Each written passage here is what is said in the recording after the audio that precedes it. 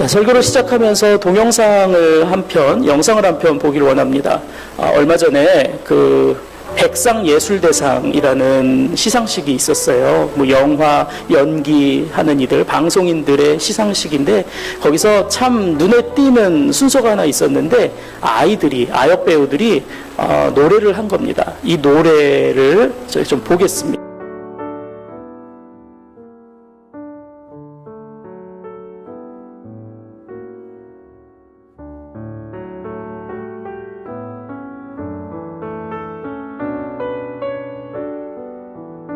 힘껏 웃어요.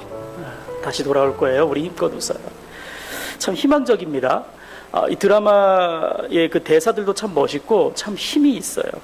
오늘 예배를 통해서 우리도 소망으로 힘껏 웃는 그런 삶의 변혁이 일어나기를 축복합니다. 자, 오늘 7월 첫 주, 맥주감사주일입니다. 우리 기독교의 공통적인 절기는 아니에요. 그렇지만 한국교회는요, 이 농경문화와 연결해서 이 7월 첫 주를 맥주감사주일로 지켜왔습니다. 우리 농사의 그 시간상 보리를 수확하고 난 뒤에 지키는 감사주일이잖아요. 그래서 맥주감사주일이라고 하는데, 이 맥주감사주일에 무엇을 하는 겁니까? 지나온 반년을 회상하면서 하나님께 감사하고, 그리고 앞으로의 반년을 기대하면서 또 하나님께 감사하는 것, 이게 맥주감사주일이죠. 그런데 여러분, 올해 이 맥주감사주일은 예년과는 좀 다를 것 같습니다. 지나온 반년을 한번 생각해 보십시오. 여러분, 감사하신가요? 감사하면서 지난 6개월 보내오신 거 맞습니까? 사실 감사보다는 걱정과 염려와 두려움이 더 많았을 것 같습니다. 우린 그렇게 살아왔습니다. 자, 그렇다면 앞으로 있을 또 6개월도 우리는 감사할 수 있을까요? 그것도 잘 모르겠습니다. TV나 라디오를 통해서 여러분도 보도를 들으셨을 텐데 사람들이 휴가를 떠나는 이 7, 8월이 더 위험해질 것이다. 그리고 사람들이 감기에 걸리는 가을이 되면 2차 대유행이 또 찾아올 것이다. 이런 보도를 여러분 들어보셨을 것입니다. 여러분, 지난 반년을 돌아보면 감사했고, 그리고 앞으로 감사할 일보다는 지난 반년 힘들었고, 그래서 앞으로 반년도 더 힘들 것이다. 이렇게 생각하는 게 전문가가 아니더라도 충분히 예상할 수 있는 일일 것입니다. 자, 그렇다면 올해의 이 맥주감사주일에 우리는 어떤 마음으로 하나님을 예배할 수 있을까라는 것입니다. 사실은 답은 정해져 있죠. 우리는 올해도 감사하며 또 맥주감사주일을 보내야 하는 겁니다. 맥주감사주일은 그런 의미이기 때문이죠. 답은 정해져 있어요. 그런데 정해진 답처럼 그것이 가능할까라는 겁니다. 이런 상황 가운데서 어떻게 감사할 수 있을까라는 겁니다. 우리의 시선은 보이지 않는 저 너머보다는 어쩔 수 없이 그러고 싶지 않은데도 이 현실의 현상에 더 고정되어 있기 때문에 감사보다는 염려와 불평이 나올 것입니다. 아무리 감사하고 싶어도 상황을 보면 또 무너지는 거죠. 우리의 마음이 그렇습니다. 그러나 이러한 상황에서도 성경은 말합니다. 우리가 우리의 시선을 현상보다 크신 하나님께 둔다면 승리의 날, 좋아질 날, 잃어버린 것을 다시 찾을 날에 대한 소망을 가질 수 있을 것이다 라고 성경은 계속해서 말하고 있습니다.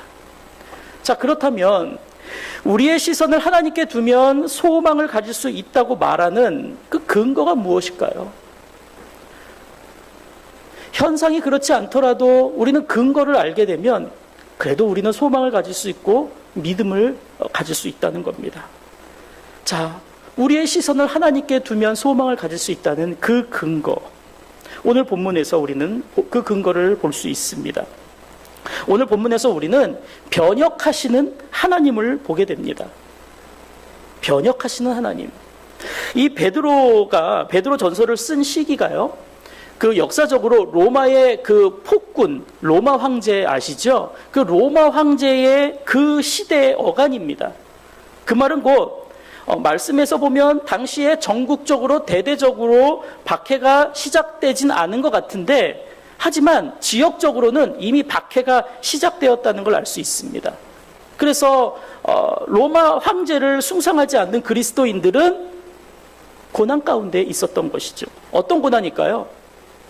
물건을 사고 팔 수 없을 만큼 경제적인 제재를 당하는, 경제적인 불이익을 당하는 고난을 겪고 있었습니다. 여러분, 사실 우리 인간에게 가장 큰 고통이 그 건강의 고통 이런 게 아니랍니다. 사실은 경제적인 손실에 대한 고통이 가장 크다고 해요. 당시의 기독교인들은 이 경제적인 불이익, 경제적인 제재를 당하면서 정말 힘든 시간들을 보내고 있었다는 것입니다. 또한 비난, 조롱, 왕따를 당하면서 사회적 관계 가운데서 고난을 당하고 있었습니다. 그리고 믿음 때문에, 황제를 숭상하지 않는 그 믿음 때문에 역시 육체적인 박해도 당하고 있었던 것이죠. 그런 상황 가운데서 베드로는 그 고통당하는 성도들에게 소망을 주고자 했던 것입니다. 여러분들은 구원받은 자들이고 하나님께서 영광을 주실 테니까 이 현재의 고난에 좀 힘들어도 굴복하지는 마시고 인내하고 믿음으로 승리함으로써 하나님 안에 신실한 자로 남아 있으셔야 됩니다라고 권면하고 있는 겁니다.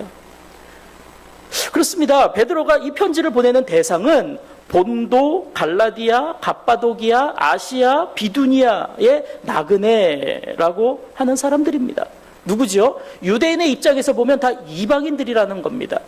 그런데 이 이방인들은 누굽니까? 원래 우상 숭배하는 자들입니다. 우상 숭배하는 자들은 멸망당할 수밖에 없습니다. 그래서 18절 오늘 본문에서 말을 합니다. 여러분들은 이방인으로서 하나님을 믿기 전에는 우상 숭배의 삶을 살았으나 그 헛된 생활에서 여러분들은 해방되었습니다라고 18절에서 밝히고 있습니다.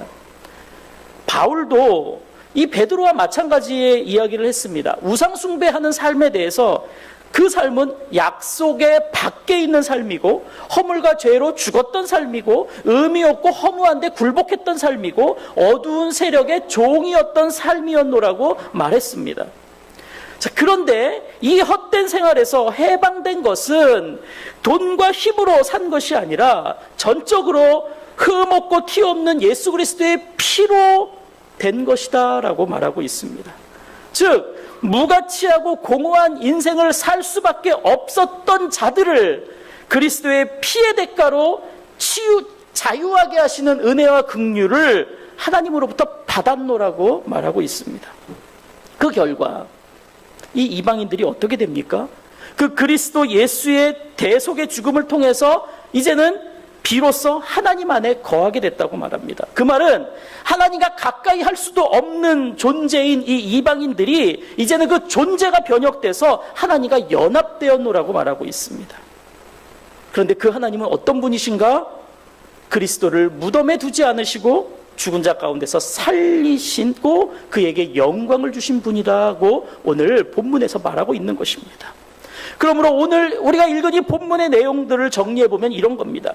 박해로 인해서 고난을 받으며 마치 다 끝났다고, 다 죽은 것 같은 상황이다라고 생각하고 있을지라도 하나님을 생각해 보십시오. 하나님은 십자가에서 수치를 당하고 죽음까지 당한 그리스도를 다시 살리시고 그를 하늘에 오르게 하심으로 영화롭게 하셨지 않습니까? 그런 것처럼 하나님 안에 믿음으로 살고 있는 성도들에게도 역시 하나님은 그들을 고난을 영광으로 바꾸실 것이고 죽음을 생명으로 변혁시키실 테니 그 하나님에게 믿음과 소망을 두십시오 라고 말하고 있는 것입니다. 사랑하는 여러분, 우리는 모두 다, 아니 이 전 세계의 모든 이들은 지금 코로나 바이러스로 인해서 지치고 불안하고 공포를 느끼며 살아가고 있습니다. 그 속에서 경제활동이 정상적으로 작동되지 않아서 많은 사람들이 정말 큰 타격을 입었습니다. 그것 때문에 고통에 빠진 이들이 있습니다. 사람들을 만나지 못하면서 외롭고 또 고립되고 우울증이 나타나는 이들도 늘어나고 있습니다. 육체적으로 코로나에 감염된 사람들도 정말 많습니다. 우리나라만 해도 13,000명이 넘었고요. 전 세계적으로만 봐도 1,100만 명이 넘었다고 합니다. 이런 총체적인 난국, 총체적인 어려움의 상황 가운데서 이 현실을 극복할 수 있는 방법이 무엇일까요? 여러분, 보도를 통해서 계속 듣죠. 제일 강조하는 게 무엇입니까? 방역입니다. 방역. 더욱더 꼼꼼하고 더욱더 성실하게 방역하는 것만이 이 현실을 극복하는 가장 기본적인 방법이라는 것을 계속해서 가르치고 있습니다. 맞습니다. 우리에겐 방역이 필요합니다. 그런데 그 방역 중에 가장 효과적인 게 무엇일까요? 저는 그것이 소망의 방역이라고 생각합니다. 우리의 육체적인 현실이 어떠할지라도 우리의 마음이 무너지지 않는다면 이겨낼 수 있다는 것이죠. 우리에게 소망의 방역이 필요합니다. 우리는 소망 있는 이들이 소망 없는 이들보다 더 문제를 잘 극복하고 질병에서도 치료되고 회복되는 확률이 더 월등히 높다는 것을 이미 우리는 배워서 알고 있습니다.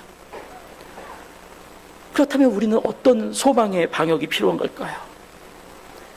우리에게는 변혁하시는 하나님에게 소망을 두는 방역이 필요하다는 것입니다. 하나님에게 소망을 두라. 이것이 방역입니다. 하나님은 십자가에서 죽은 그리스도를 다시 살리시는 생명의 변혁을 이루셨습니다. 죄의 노예에서 자유자가 되게 하시는 존재의 변혁을 이루셨습니다. 헛된 생활을 영광스러운 삶으로 바꾸시는 삶의 변혁을 이루셨습니다.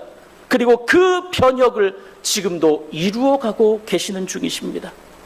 우리의 각 사람의 삶 속에서 그 변혁이 지금 이루어지고 있는 중입니다. 그러므로 우리가 변혁하시는 하나님께 소망을 둘 때 우리는 극복할 수 있습니다. 우리는 이겨낼 수 있습니다.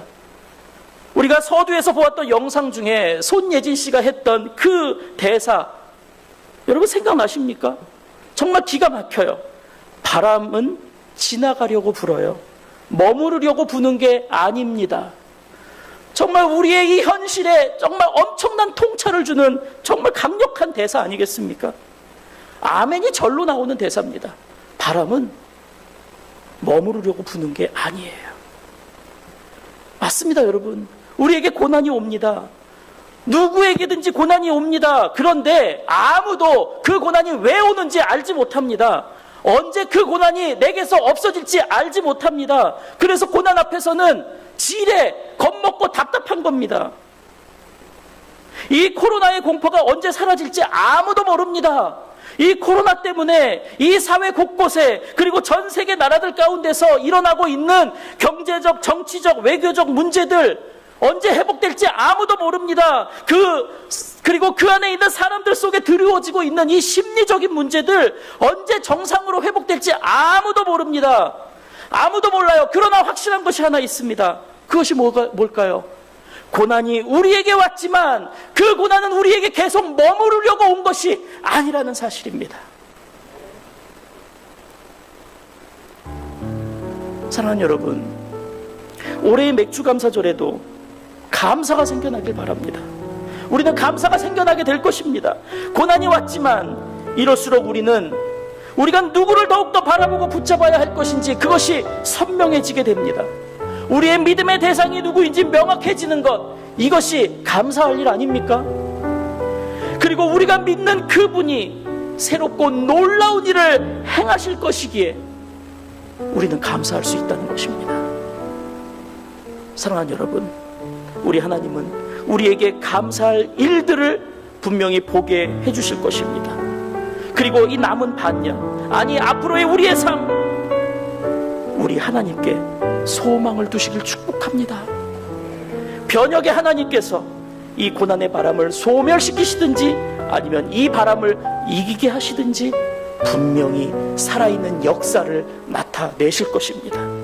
그러므로 우리 모두 변혁하시는 하나님께 소망을 두는 이 소망의 방역으로 모든 불안과 공포와 불확실을 이겨내시고 다시 돌아오는 당연한 것들을 누리시며 힘껏 웃게 되시기를 축복합니다.